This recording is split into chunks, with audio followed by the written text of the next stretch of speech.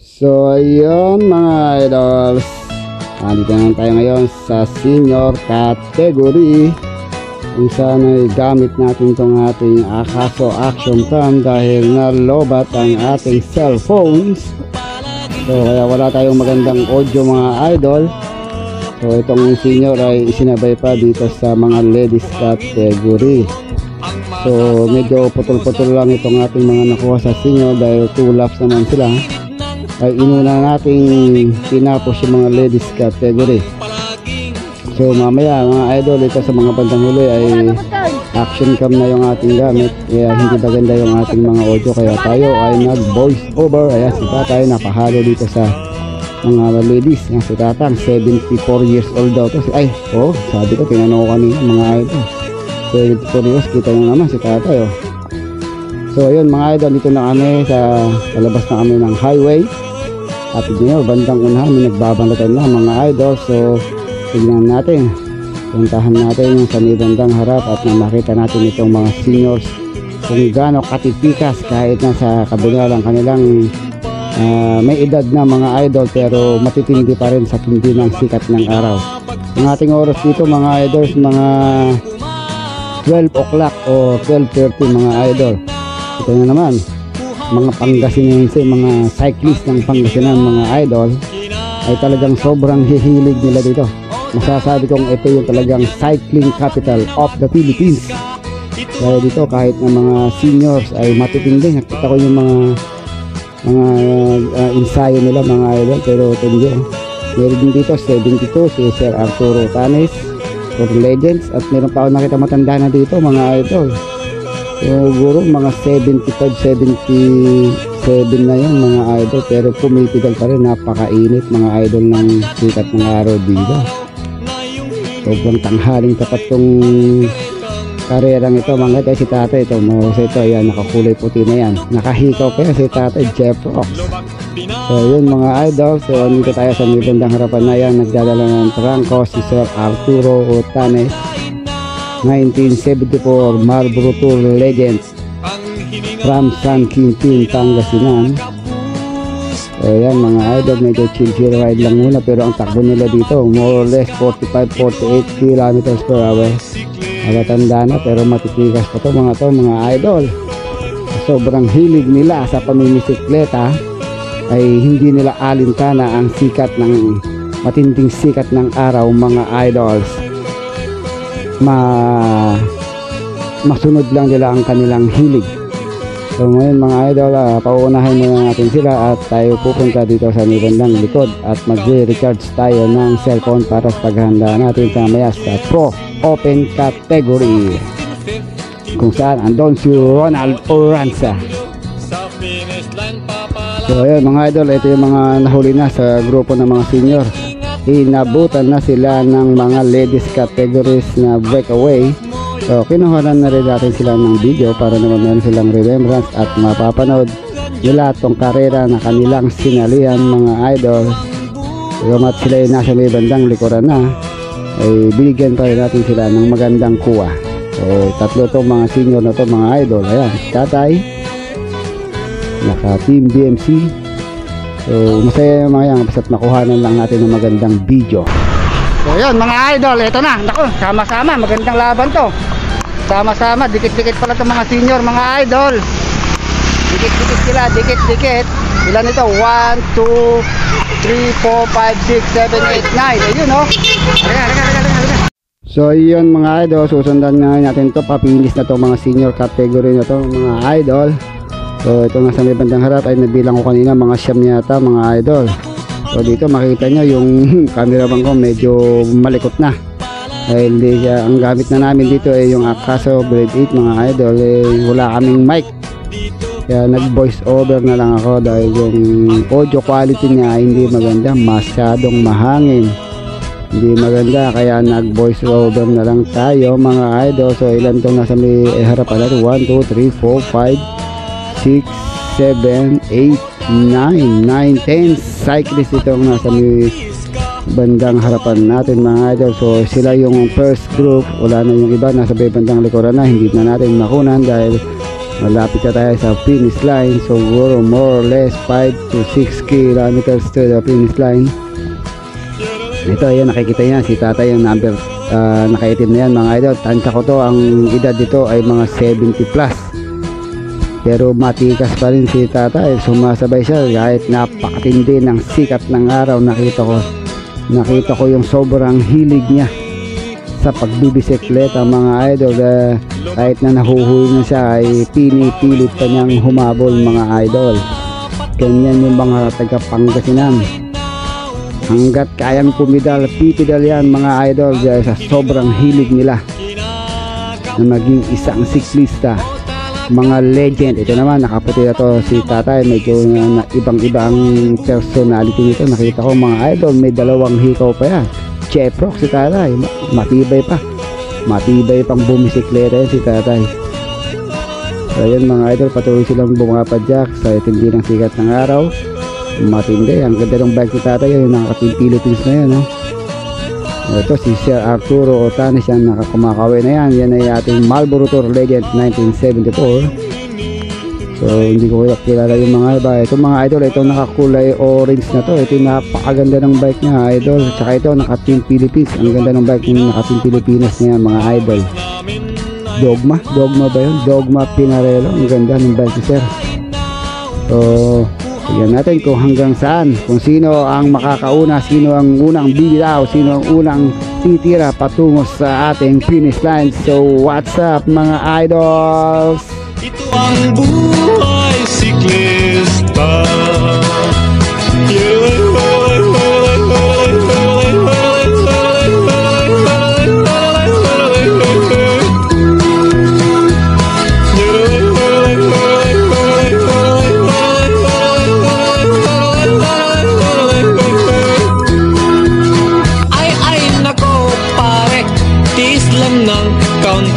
Para makuha ang green jersey sa 1552, doon mo ikambyo.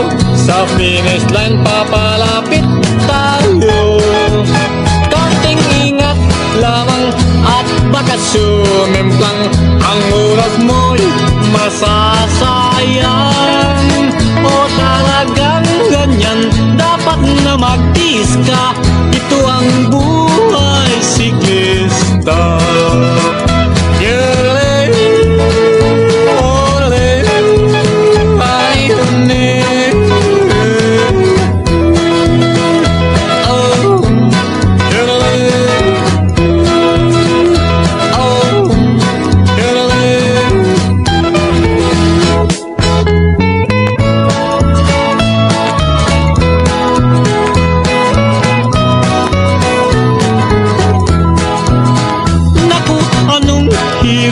Buhay ng siklista, palaging nasa kalsada.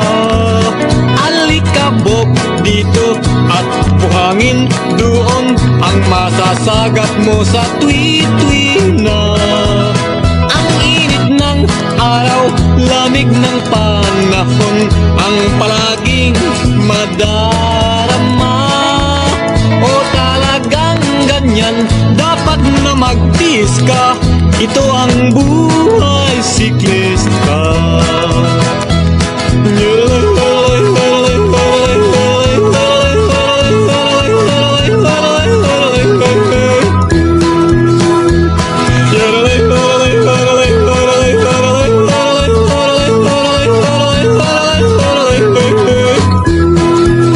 Pagdating ng araw na yung hinihintay, ang karelang walang humpay. Bundok pinaakyat, lubak pinabagtas, pawis namin ay pumapatak. Pagkain na ubus, uhaw tinitis, ang hiningay kinakapus. O talagang ganyan, dapat na magtiis ka. Ito ang buhay siklista.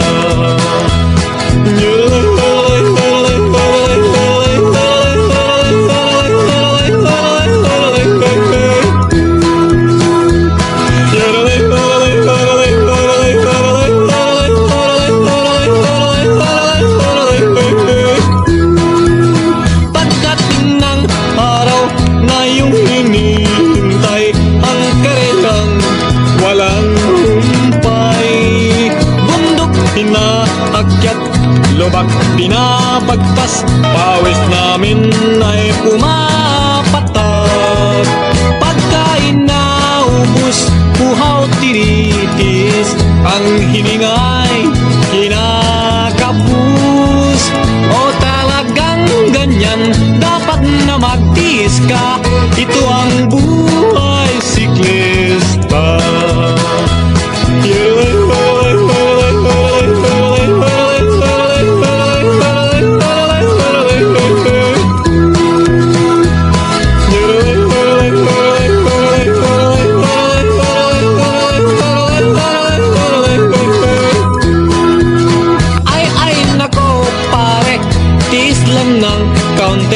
Para makuha ang green jersey. Sa 1552 doon mo ikambyo, sa finish line papalapit tayo. Konting ingat lamang at baka sumemplang, ang oras mo'y masasayang. O talagang ganyan, dapat na magtiis ka, ito ang buhay siklista.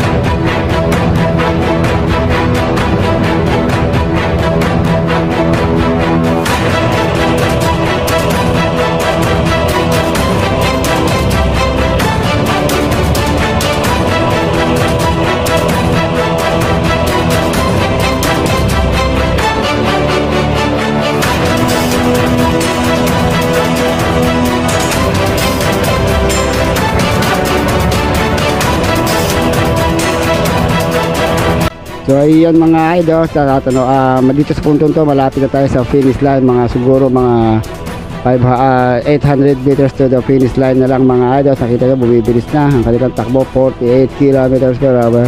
Naamoy ko na ang finish line mga idol. Tignan kung sino ang unang bibitaw sa kanila, unang titira patungo sa ating finish line. Bumibita to, mira ngayon to, nakakulay orange mga idol, may sinundan ng tatlo.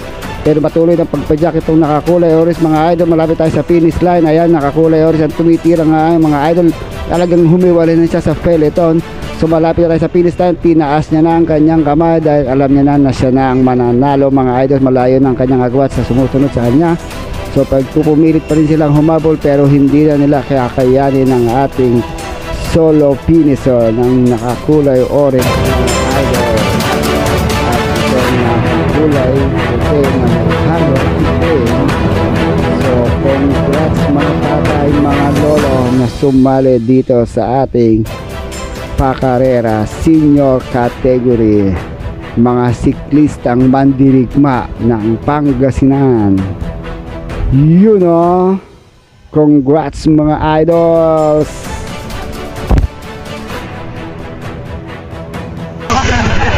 Record!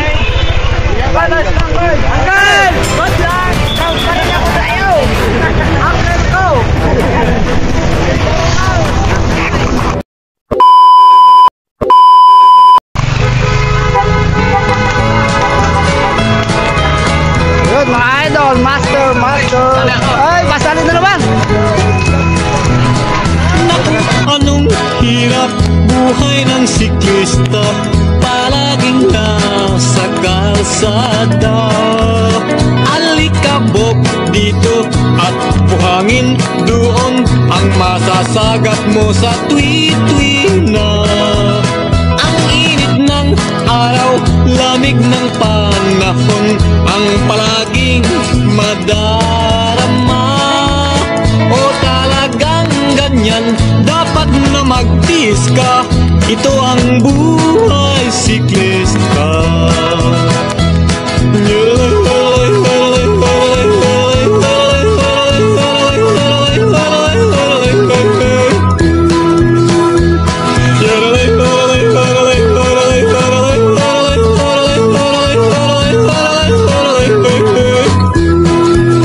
Pagdating ng araw na iyong hinihintay, ang karelang walang humpay. Bundok pinaakyat, lubak pinabagtas, pawis namin ay pumapatak. Pagkain na ubus, puhaw tinitis, ang hiningay kinakapus. O talagang ganyan, dapat na magtiis ka. Ito ang buhay siklista.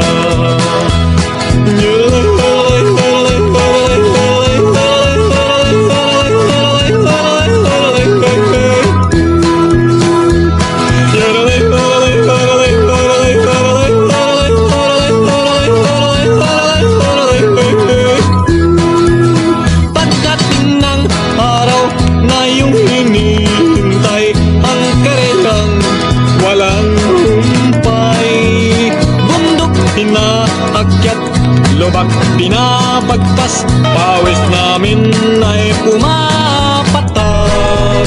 Pagkain na ubus, puhaw tinitis, ang hiningay kinakapus. O talagang ganyan, dapat na magtiis ka.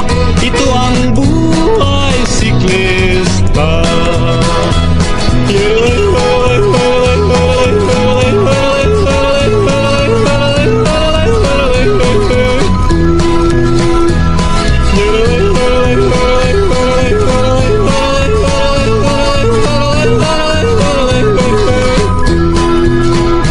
Ay nako pare, tiis lang ng kaunti para makuha ang green jersey.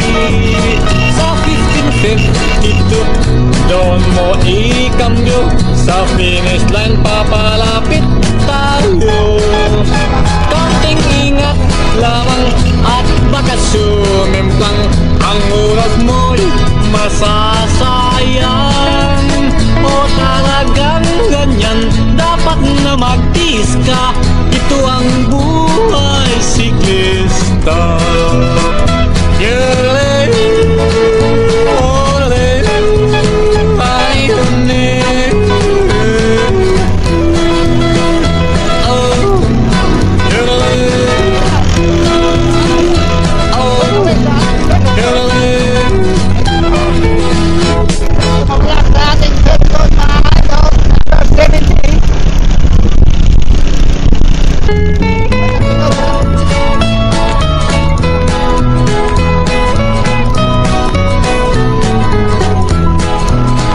Naku, anong hirap buhay ng siklista, palaging nasa kalsada. Alikabok dito at buhangin doon ang masasagat mo sa tuwi-tuwi na. Ang init ng araw, lamig ng panahon ang palaging madarama. O talagang ganyan, dapat na magtiis ka. Ito ang buhay siklista.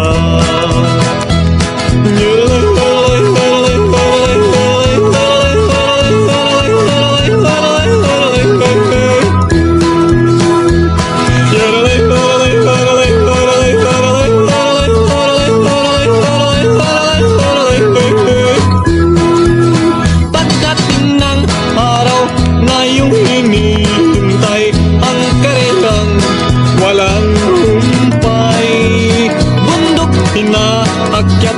lubak binabagtas, pawis namin ay pumapatak. Pagkain na ubus, uhaw tinitis, ang hiningay kinakapus. O talagang ganyan, dapat na magtiis ka, ito ang buhay siklista.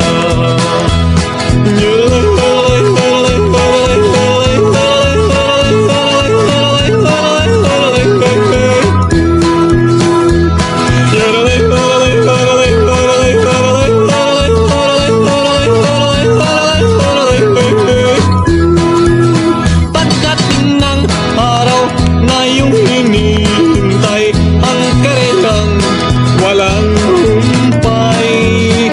Bundok pinaakyat, lubak binabagtas, pawis namin ay pumapatak. Pagkain na ubus, uhaw tinitis, ang hiningay kinakapus. O talagang ganyan, dapat na magtiis ka, ito ang buhay siklista.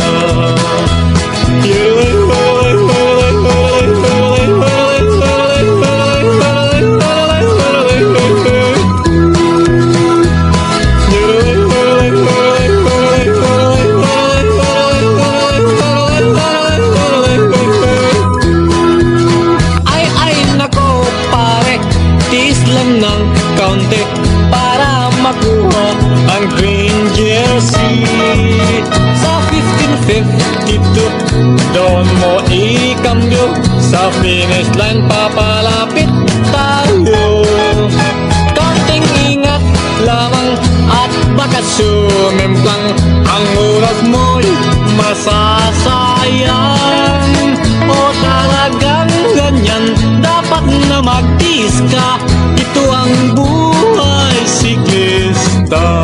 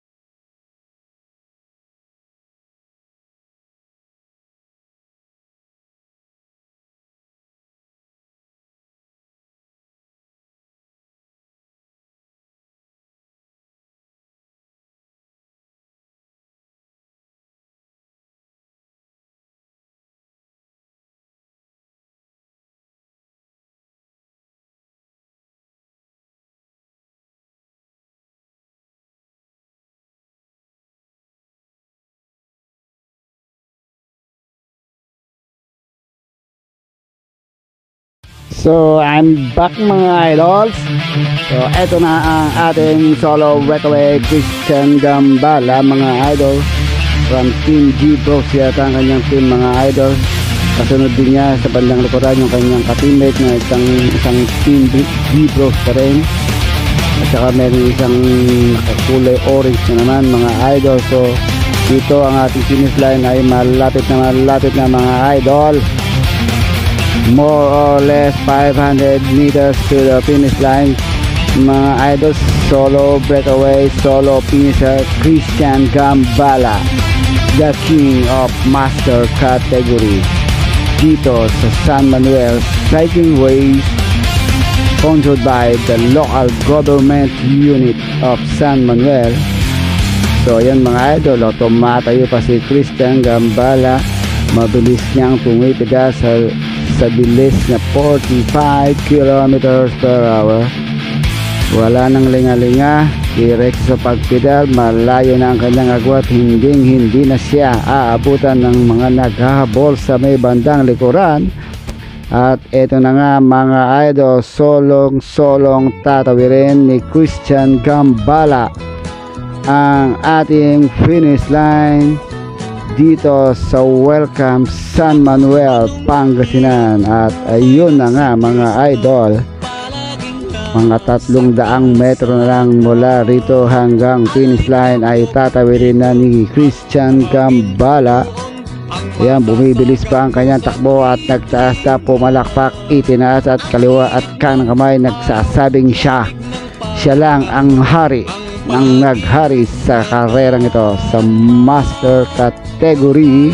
Bumilis pa, tumira pa mga idol, ayun o, at itinaas na nga niya ang kanyang kamay. You know, congrats idol, Christian Gambala, champion, the master category, solo breakaway, you know. At ito na nga mga idol, yung ating second group na dalawang sumusunod kay Christian Gambala mga idol. Isang naka-orange at isang ka-teammate ni Christian Gambala mga idol. Tignan natin kung sino ang magiging second place at third place sa dalawang ito mga idol. More or less 300 meters. Tumayo ng Jim Bros mga idol, nilampasan niya ng nakakulay orange at siya na talaga ang tatanghaling second place, sumunod sa ating champion na si Christian Gambala. Congrats mga idols, you know. Ganyan, dapat na magtiis ka. Ito ang buhay siklista.